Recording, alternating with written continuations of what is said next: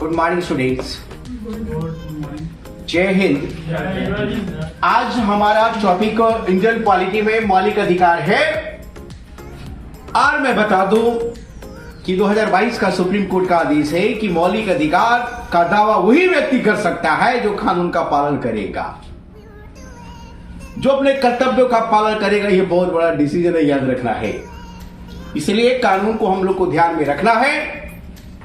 मौलिक अधिकारों का यदि संरक्षण हम चाहते हैं, तब हम जानते हैं कि व्यक्ति के विकास के लिए मौलिक अधिकार अनिवार्य है। उन अधिकारों के बगैर हम विकास की कल्पना नहीं कर सकते हैं। इसलिए इन अधिकारों को संरक्षण के लिए आर्टिकल 32 में प्रावधान है, 226 में प्रावधान है। अर्थात आर्टिकल 32 कहता है कि सुप्रीम कोर्ट मौलिक अधिकारों का संरक्षण प्रदान करेगा। किसी प्रकार से व्यक्ति के अधिकार को कम होता है तो वह व्यक्ति डायरेक्ट सुप्रीम कोर्ट जा सकता है आर्टिकल 32 के तहत। और यह ऐसा आर्टिकल है जिसका महत्ता सर्वाधिक है। और इसी को ध्यान में रखते हुए मिस्टर डॉक्टर अंबेडकर ने कहा कि यह संविधान का हृदय और आत्मा है। अर्थात संवैधानिक उपचार का जो अधिकार है आर्टिकल 32 में है। और किस आर्टिकल को मिस्टर अंबेडकर ने संविधान का आत्मा और हृदय कहा? तो संवैधानिक उपचारों के अधिकार को उन्होंने कहा है, याद रखना है। अब सवाल हम देखते हैं कि आर्टिकल 32 के तहत क्लाउज 1, 2, 3 क्या कहता है और इसके अंतर्गत कितने प्रकार का रिट है और उस रिट से हमें क्या क्या लाभ है। क्योंकि इससे सवाल जबरदस्त पूछा जाता है यूपीएससी, बीपीएससी और अन्य कमीशन कॉम्पिटिटिव एग्जाम में। और यदि इन चीजों को आप समझ लेते हैं तो हमें लगता है कि खतरनाक क्वेश्चन को भी आप बना सकते हैं। तो आइए हम चलते हैं कि आर्टिकल 32(1) कहता है कि यदि किसी व्यक्ति को मौलिक अधिकारों का हनन होता है, मूल अधिकारों को अपमानित किया जाता है, तो अपने अधिकारों की रक्षा के लिए डायरेक्ट सुप्रीम कोर्ट जा सकता है। आर्टिकल 32(1) के तहत मिस्टर XYZ आपका यही सवाल था, तो याद रखना है डायरेक्ट हम सुप्रीम कोर्ट जा सकते हैं। लेकिन वो पूछेगा कि तुमने हाई कोर्ट क्यों नहीं गया, याद रखना है। इस तरह हम अपने अधिकारों की रक्षा के लिए डायरेक्ट सुप्रीम कोर्ट जा सकते हैं आर्टिकल 32(1) के तहत, याद रखना है। इस आर्टिकल के तहत आर्टिकल 32। आवाज नहीं आ रही है, आवाज नहीं आ रही है। Very good mister students. चलो दूसरा क्लाउज इसका कहता है कि सुप्रीम कोर्ट मूल अधिकारों की रक्षा के लिए विभिन्न प्रकार का रिट जारी कर सकता है, विभिन्न प्रकार का लेख जारी कर सकता है और इन लेखों के माध्यम से मौलिक अधिकारों का रक्षा किया जाएगा। और यह जो रिट है वो 5 प्रकार का है, याद रखना है। कितने प्रकार का? 5 प्रकार का, याद रखना है। क्लाउज 3 कहता है सुप्रीम कोर्ट चाहे तो निचले कोर्ट को भी कह सकता है कि तुम भी रिट जारी करो। कब? यदि सुप्रीम कोर्ट ऐसा चाहेगा तब, याद रखना है। तत्काल में हमारा सुप्रीम कोर्ट और हाई कोर्ट मौलिक अधिकारों के संरक्षण के लिए आर्टिकल 32 एंड आर्टिकल 226 क्रमशः के तहत रीट जारी कर सकता है। तो याद रखना है, ध्यान में रखेंगे, यह बड़ा इंपॉर्टेंट है। संसद कानून बना दे तो हमारा सिविल कोड, सेशन कोड भी मौलिक अधिकारों की संरक्षण के लिए रीट जारी कर सकता है। और यह सवाल पूछ लिया गया है, याद रखना है, जुडिशियल एग्जाम में। तो ध्यान में रखेंगे, यह बड़ा इंपॉर्टेंट है कि सेशन कोड भी रीट जारी कर सकता है। कब? यदि संसद ऐसा कानून बना दे तब इस तरह का प्रावधान करे, तब यह ध्यान में रखना है, यह बड़ा इंपॉर्टेंट है। हम रीट की बात करते हैं तो यह 5 प्रकार का है, जिसमें पहला जो रीट है हमारा बंदी प्रत्यक्षीकरण है, अर्थात हाबियस कॉर्पस है, जिसको हम लोग हाबियस कॉर्पस भी बोलते हैं, लेकिन हाबियस कॉर्पस है, याद रखना है। और एक ऐसा रीट है जिसमें ऑलरेडी न्यायपालिका आदेश देती है संबंधित अधिकारी को कि तुमने XYZ नाम व्यक्ति को क्यों नजरबंद किया, क्यों तुमने गिरफ्तार किया, उसे सशरीर उपस्थित करो। और यदि इस तरह का गिरफ्तारी असंवैधानिक है तो मुक्त करने का उसे आदेश देता है।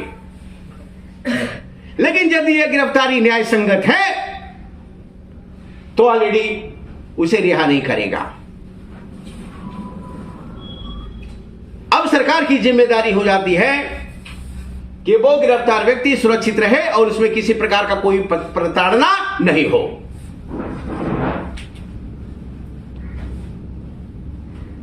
याद रखना है, प्राण एवं दैहिक स्वतंत्रता की बात, जिसको हमने आर्टिकल 21 में पढ़ा है, 20 आर्टिकल में भी पढ़ा है, अपराधियों को संरक्षण का अधिकार पढ़ा है जी। तो याद रखना है, तो आर्टिकल 22 और 20 के तहत इसे बहुत सारे प्रावधान है, बंदी को याद रखना है। तो बंदी प्रत्यक्षीकरण आप समझ गए, कब इसे जारी किया जा सकता है? जब किसी व्यक्ति को गलत ढंग से गिरफ्तार कर लिया हो तो। परम आदेश, दैट इज द मैंडेबस। अब डायरेक्ट एग्जाम में परम आदेश नहीं, सॉरी, बंदी प्रत्यक्षीकरण है, यानी कि डायरेक्ट एग्जाम में बंदी प्रत्यक्षीकरण नहीं पूछ रहा है, अब हाबियस कॉर्पस पूछ रहा है, क्या है? तो अंग्रेजी वर्ड को भी ध्यान में रखिएगा, अंग्रेजी वर्ड को भी ध्यान में रखिएगा सर, याद रखेंगे। ऐसा नहीं कि सर बंदी प्रत्यक्षीकरण ने पढ़ाया और हाबियस कॉर्पस पूछ लिया, पता ही नहीं चला क्या क्वेश्चन था। तो मैं दोनों बता रहा हूं, याद रखना है। अगला सवाल हमारा है, अगला रीट जो है परम आदेश, मैंडेमस, दी कमांड। हम आदेश देते हैं, काय का आदेश कार्यपालिका को दिया जा सकता है। कब? जब वो अपने कर्तव्य को निर्वहन सही ढंग से नहीं करे। याद रखना है। तो इस प्रकार से यदि कोई कार्यपालिका का अंग अपने उत्तरदायित्व को निर्वहन नहीं कर रहा है, याद रखना है, तो इस संदर्भ में उसे कर्तव्य बोध कराने के लिए इस तरह का आदेश जारी करता है और कहता है हम आदेश देते हैं। लेकिन याद रखना है, यह प्राइवेट सेक्टर पर लागू नहीं होता है। अब राष्ट्रपति राज्यपाल को कर्तव्य बोध कराने के लिए इस तरह का रीट जारी नहीं किया जा सकता, याद रखना है। तो पब्लिक सेक्टर में जो भी हमारा सार्वजनिक क्षेत्रों में कर्मचारी है और अपने कर्तव्यों से जो बंधा है, यदि उसका सही ढंग से निर्वहन नहीं कर रहा है तो आदेश जारी कर सकता है। फॉर एग्जाम्पल, मान ले पटना में जबरदस्त प्रदूषण है,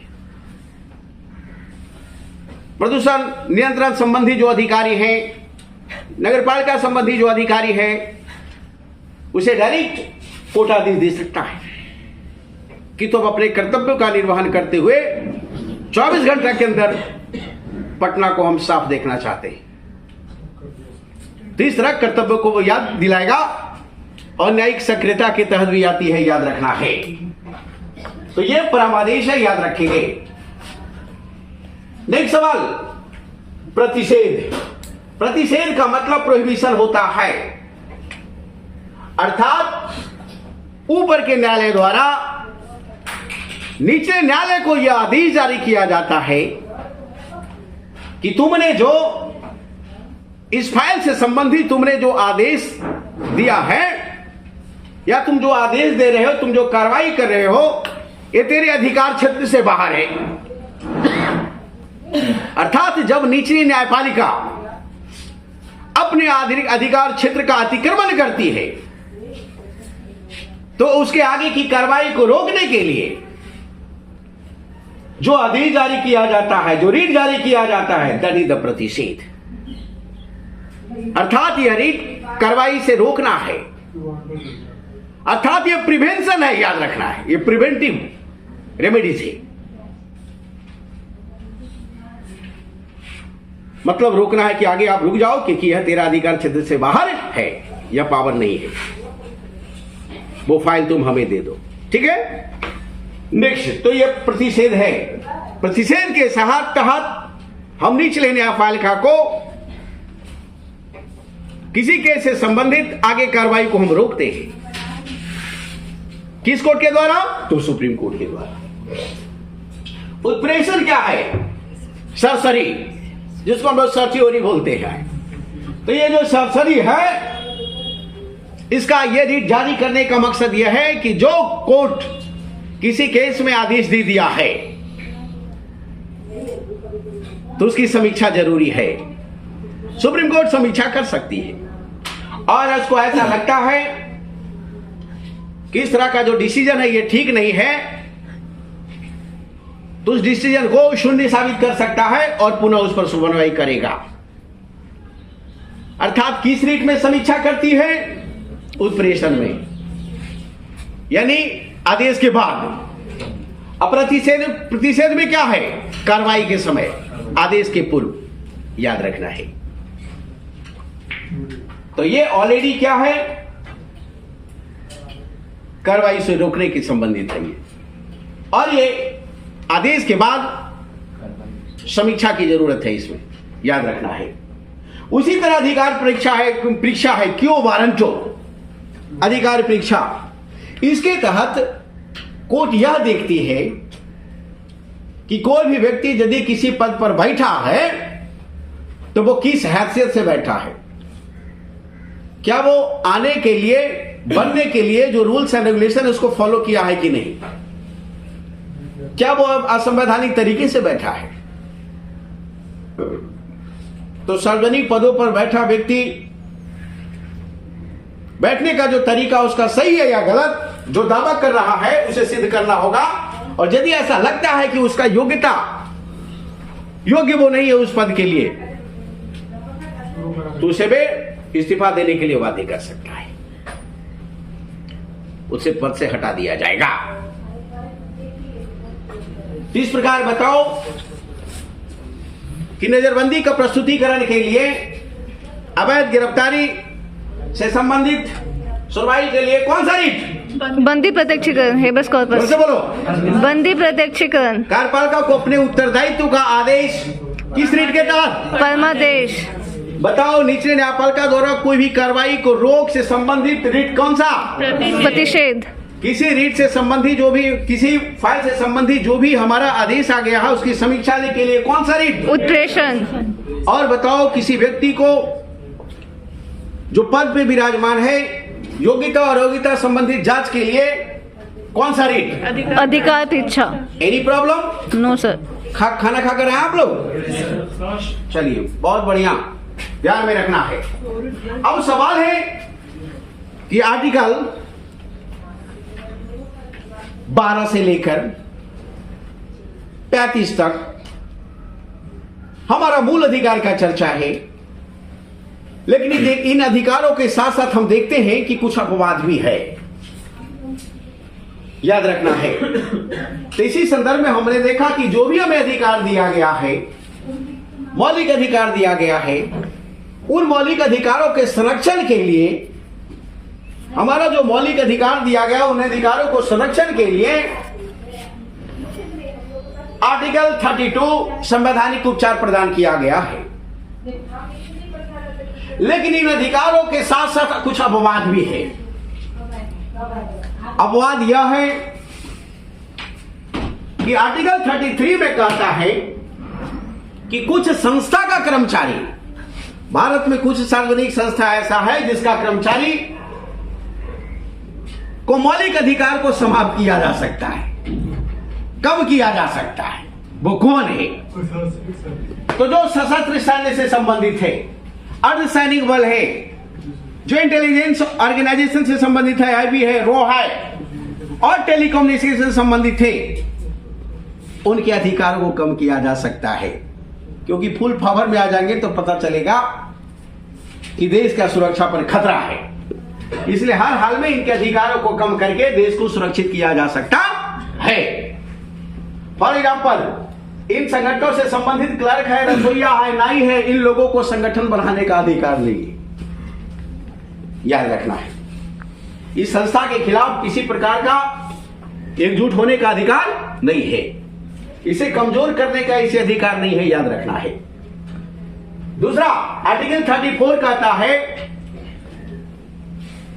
कि मार्शल लॉ से संबंधित यदि किसी व्यक्ति को मौलिक अधिकारों को कम किया गया है तो उसे न्यायपालिका में चुनौती नहीं दिया जा सकता है। कौन सा आर्टिकल? 34 मार्शल लॉ के संबंध में, कोर्ट मार्शल याद रखना है।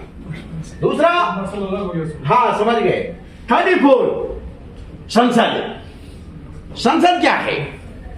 संसद है, स्पष्ट कहती है कि आर्टिकल 16(3), 32(3), 33 और 34 के तहत संसद चाहेगी तो मौलिक अधिकारों को कम कर सकती है, याद रखना है। तो इस प्रकार से ऑलरेडी यह ध्यान में रखना है कि कुछ अपवाद भी है।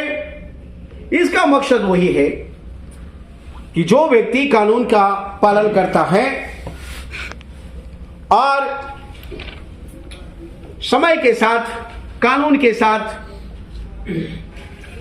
यदि वो अपने जीवन का निर्वहन करता है तो संविधान के द्वारा जो उसे मौलिक अधिकार दिया गया है उसका रक्षा समय समय पर सुप्रीम कोर्ट, हाई कोर्ट करती है। यह ध्यान में रखना है। और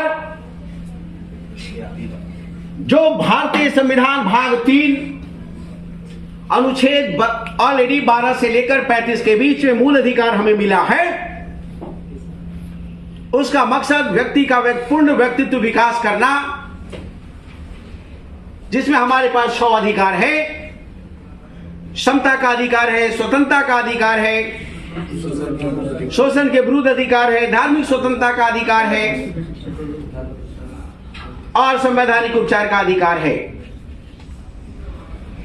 तो इस प्रकार से हम 6 अधिकार देखते हैं। इन अधिकारों के संबंधित विभिन्न प्रकार का अपवाद है जिसको हमने पढ़ा है। मुझे लगता है मूल अधिकार को समाप्त करने में 5 क्लास लग गया है और 5 क्लासों का हमारा जो लेक्चर है वो उपलब्ध है। इसे बार बार आप लोग देखिए, सुनिए, समझिए। मुझे लगता है कि मौलिक अधिकारों से संबंधित जितने सवाल आएंगे वो इन 5 सेशन से अधिक नहीं होगा, याद रखना है। सबको कर करा देंगे। और ध्यान में रखना है, सारे को पढ़ना है, कड़कड़ाना है और एग्जाम को कबाड़ना है। हमारी सफलता ही हमारी पहचान होती है कि हमारी तैयारी पूरी हो गई। असफलता यह बताती है कि हमारी तैयारी अधूरी है। सफलता यह बताती है कि हमारी तैयारी पूरी है। यही दोनों में अंतर है। इसलिए हम पूर्ण हो, पूर्ण हो, पूर्ण हो। इसी के साथ हम मूल अधिकारों से संबंधित आपके समक्ष कुछ सवाल लेकर आए हैं। इसको हमने नोट्स भी दे दिया है, याद रखना है। आप लोग को मिल जाएगा, आज मिल जाएगा, याद रखना है। लेकिन इससे पहले मुझे लगता है आपने बहुत अच्छे ढंग से क्लास किया है और हर सवाल का आप जवाब देंगे। पहला सवाल, मौलिक अधिकार संविधान के किस भाग में है? भाग 3। चलिए, भारत के संविधान का भाग 3 का संबंध किस विषय से? मौलिक अधिकार। आवाज नहीं आ रही है। मौलिक अधिकार। मूल अधिकारों को सर्वप्रथम किस देश में संवैधानिक मान्यता प्रदान किया गया? अमेरिका। बहुत बढ़िया। भारतीय नागरिकों के मौलिक अधिकारों का वर्णन किस अनुच्छेद के अंतर्गत है? 12 से 35। 12 से 35। बहुत बढ़िया। डॉक्टर अम्बेडकर ने भारतीय संविधान के किस भाग को सर्वाधिक आलोकित भाग कहा? भाग 3 याद रखना है। चलो, मूल अधिकार मूल कहलाते हैं क्योंकि व्यक्ति के प्राकृतिक अधिकारों की रक्षा करते हैं। याद रखना है। बताइए, भारतीय संविधान के भाग 3 में कुल कितने अनुच्छेदों में मूल अधिकारों का वर्णन किया गया है? 24। 12 से याद रखना है। नेक्स्ट सवाल, प्रारंभ में कितने मौलिक अधिकार किए गए थे? प्रारंभ में कितना मौलिक अधिकार था? 7 अधिकार था, जिसमें संपत्ति के अधिकार को हटा दिया गया, समाप्त कर दिया गया है। तो हमारे पास 6 अधिकार है। समानता का अधिकार है, स्वतंत्रता का अधिकार है, शोषण के विरुद्ध अधिकार है, धार्मिक स्वतंत्रता का अधिकार है और संवैधानिक उपचार का अधिकार है। चलिए, वर्तमान में भारतीय नागरिकों को मौलिक अधिकार की संख्या कितना है? 6। बहुत बढ़िया सर, सवाल जवाब मिल रहा है। भारतीय संविधान में न्यायालय में कौन प्रवर्तनीय है, कौन वादी योग्य है? मूल अधिकार। मूल अधिकार वादी योग्य है, जबकि नीति निर्देशक तत्व वादी योग्य नहीं है। याद रखना है। नीति निर्देशक तत्व क्या है, अगला सेशन में चलेगा, यह ध्यान में रखना है। अगला सवाल अगला है, बताइए कि मौलिक अधिकारों का उत्तरदायित्व किसके पास है? सुप्रीम कोर्ट के, हाई कोर्ट? दोनों के पास। आर्टिकल 32 के तहत सुप्रीम कोर्ट के पास और आर्टिकल 226 के साथ हाई कोर्ट के पास। हाई कोर्ट के पास। बहुत बढ़िया। बताइए आप, मौलिक अधिकारों का निलंबन कौन कर सकता है? बोलो। राष्ट्रपति करेगा कि संसद करेगा? संसद। आर्टिकल 359 के तहत विचार करो और ये आप लोग जवाब देंगे। नेक्स्ट, मौलिक अधिकारों के बारे में सुनवाई करने का अधिकार निम्न को प्रदान है। किसको? सुप्रीम कोर्ट को कि हाई कोर्ट को? दोनों को। दोनों को। बहुत बढ़िया। नेक्स्ट सवाल, लेकिन मौलिक अधिकारों से संबंधित फाइनली सुनवाई कौन करेगा? सुप्रीम कोर्ट करेगा। याद रखना है। संविधान में उद्घोषित मौलिक अधिकारों में संशोधन किया जा सकता है किसके द्वारा? संसद के द्वारा। समझ गए? भारतीय नागरिकों को प्रदत्त दिए गए कानूनों मूल अधिकार को निलंबित किया जा सकता है कि नहीं?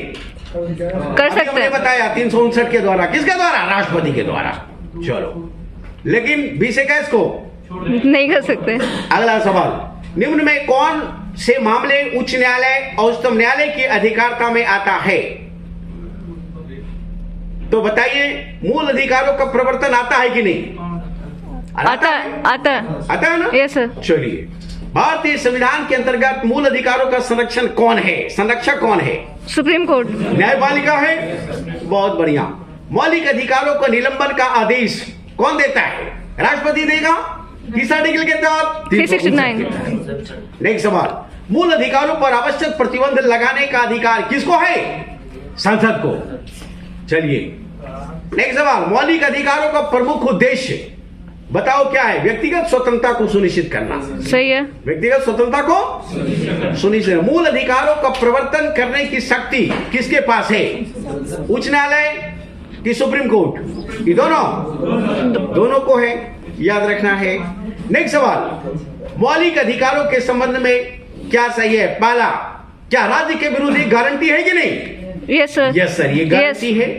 हमारे अधिकारों को वो कम नहीं कर सकती है, छीन नहीं सकती। यह संविधान के भाग 3 में है कि नहीं? है। तो दोनों सही है। याद रखना है। नेक्स्ट सवाल, समानता का अधिकार किस आर्टिकल में है? आर्टिकल 14 से 18 में है। बहुत बढ़िया। नेक्स्ट सवाल, भारतीय संविधान के निम्नलिखित अनुच्छेद में कौन सा विधायन सत्ता पर पूर्ण नियंत्रण लगाता है? विधि के समक्ष समता का अधिकार। आर्टिकल 32। 14। आर्टिकल 14 याद रखना है। समता का अधिकार। नेक्स्ट सवाल, बताइए सर, समाजवाद का चर्चा किस आर्टिकल को मिलाने से पढ़ने के बाद हमें मालूम पता चलता है। तो 14, 15, 16 समाजवाद। विधि के सामने समानता का अधिकार किसको दिया गया है? नागरिकों को। चलो बताइए आप, भारतीय संविधान का कौन सा अनुच्छेद छुआछूत उन्मूलन से संबंधित है? आर्टिकल 17 की 18।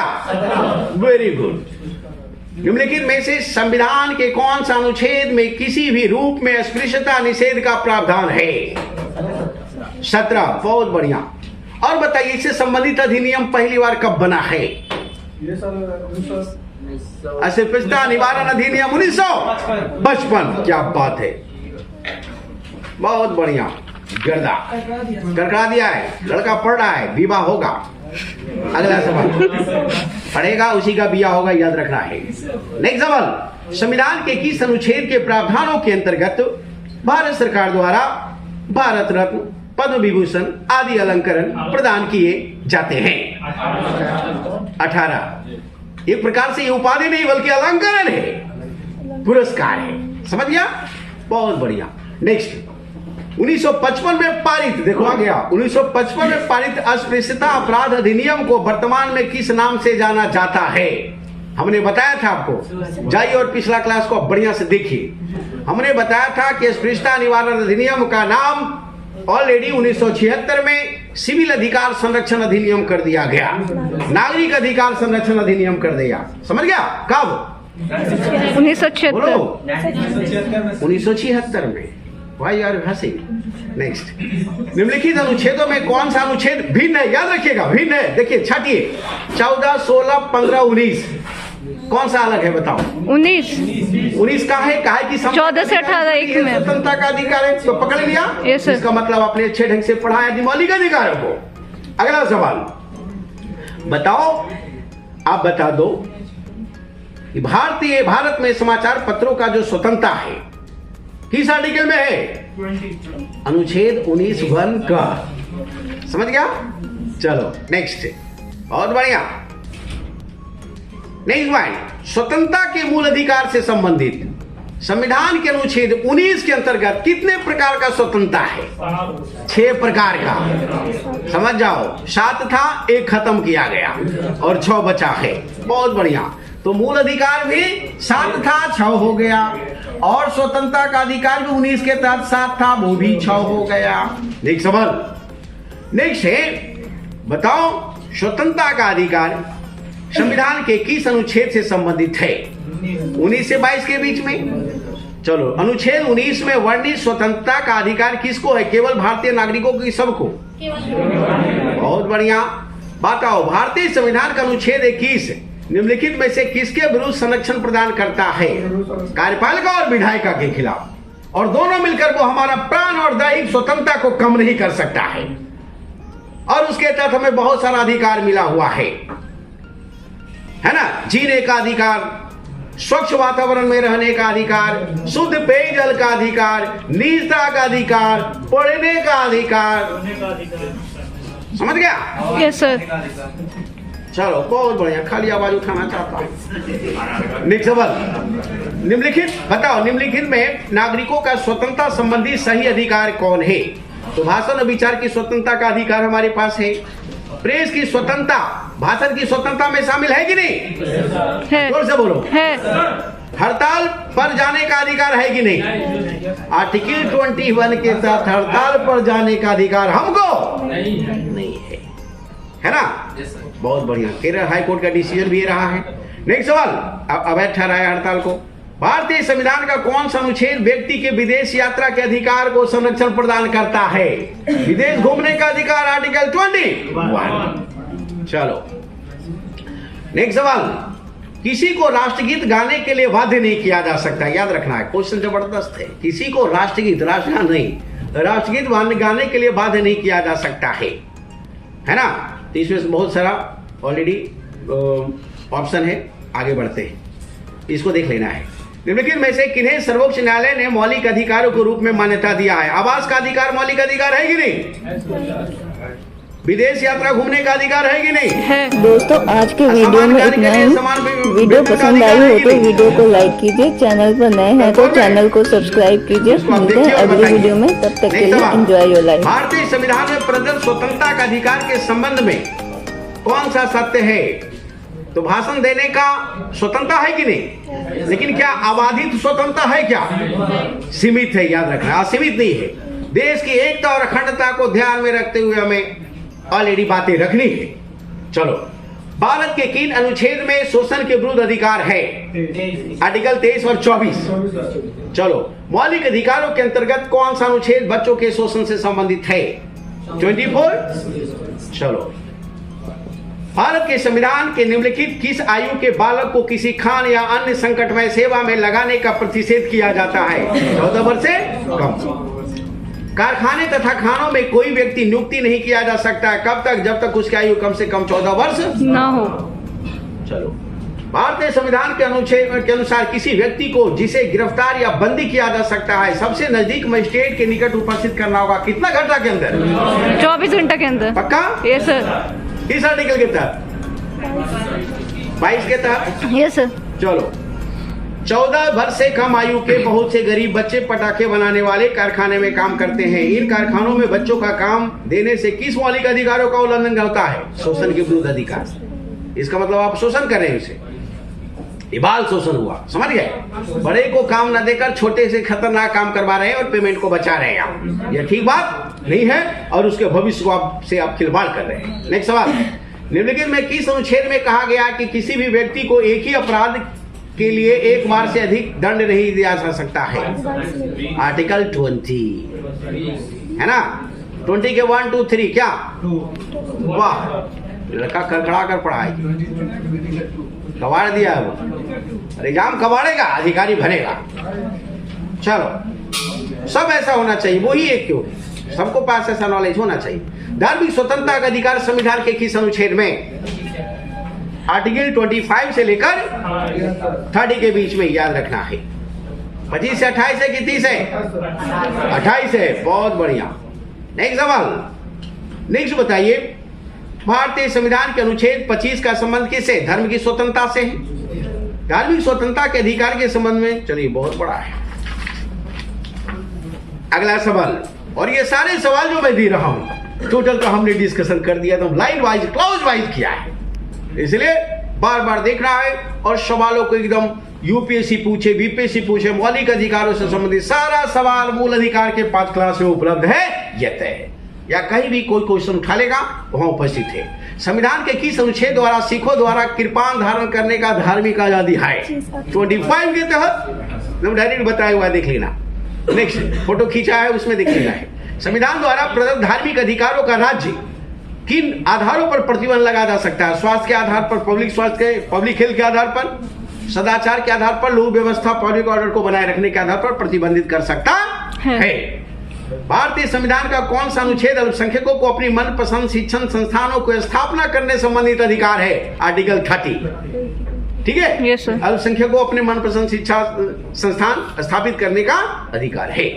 चलो, धार्मिक स्वतंत्रता का अधिकार किस अनुच्छेद में? 25 में। भारतीय संविधान के किस अनुच्छेद में संवैधानिक उपचारों का अधिकार दिया गया है? बोलो। 32। 32। आवाज नहीं आ रही है, भूख लग गया है। डॉक्टर बी आर अम्बेडकर ने किसे संविधान का हृदय और आत्मा कहा? 32। इसे हृदय और आत्मा कहा। लाइन वाइज क्वेश्चन है, याद रखना है। ठीक है? चलो नेक्स्ट, संवैधानिक उपचारों का अधिकार किन परिस्थितियों में निलंबित किया जा सकता है? आपातकाल में, मार्शल लॉ में, है ना, और सेना सदस्य के संबंध में। ये सारा चीज बता दिया अभी कि नहीं? Yes sir. ये टोटल यही से सवाल था, तो सोचो क्या इंपॉर्टेंट है। आर्टिकल 33 पूछ दिया क्वेश्चन में, कड़कड़ा दिया है, कबाड़ दिया है। निम्नलिखित में से कौन सा अधिकार भारतीय संविधान के अनुच्छेद 32 के अंतर्गत प्रवर्तित किए जा सकते हैं? तो मौलिक अधिकारों का प्रवर्तन है किसके द्वारा? सुप्रीम कोर्ट के, हाई कोर्ट, सुप्रीम कोर्ट। आवाज नहीं आ रही है? Supreme court. बताओ, व्यक्तिगत स्वतंत्रता के लिए कौन सा रीट याचिका जारी किया जा सकता है? बंदी प्रत्यक्षीकरण, हेबस कॉर्पस, है ना? काहे तुम किसी को गिरफ्तार करोगे, बंदी बनाओगे, जवाब दो। चलो, हाबियस कॉर्पस, है ना, हाबियस कॉर्पस। चलिए, कौन सा व्यक्तिगत स्वतंत्रता से संबंधित है? Habit corpus. चलो बताओ, विभिन्न प्रकार का रीट जारी करने का अधिकार सर्वोच्च न्यायालय के अतिरिक्त किस न्यायालय को है? High court. सोच लो, 1950 के पहले मात्र बॉम्बे, मद्रास और कोलकाता हाई कोर्ट को था, लेकिन 50 के बाद सभी हाई कोर्टों को दे दिया है। ये अधिकार याद रखना है। और सबसे ज्यादा रिट हाई कोर्ट इशू कर सकता है। नेक्स्ट सवाल, ऑलरेडी ये बताओ, ध्यान में रखना है, तुमको ध्यान में ये रखना है कि बताओ, ध्यान में रखो। अगला क्वेश्चन है, यह बताओ कि किसी व्यक्ति को अवैध निरोध के मामले में न्यायालय द्वारा जारीकृत परम आदेश, परम आदेश जो है वो कौन सा है? अवैध निरोध, अवैध गिरफ्तारी, दैट इज द बंदी प्रत्यक्षीकरण। समझ गए? नेक्स्ट बताओ, हम आदेश देते हैं, इसमें से किस रीट का मतलब? परमादेश देते हैं, परमादेश, परमादेश, दैट इज द मंडे। बस डायरेक्ट क्वेश्चन, डायरेक्ट आंसर है कि नहीं? Yes sir. अरे है जी, यस सर। नेक्स्ट सवाल, निम्नलिखित समादेशों में कौन सा समादेश किसी अवैध व्यक्ति से सरकारी पद को बचाने के लिए जारी किया जाता है? अधिकार परीक्षा। अधिकार परीक्षा याद रखना है। कोई भी अवैध व्यक्ति वैध पदों पर उपस्थित नहीं होगा, याद रखना है। चलो नेक्स्ट सवाल,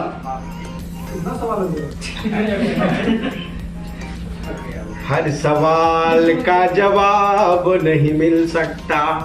आगे बढ़ो। नेक्स्ट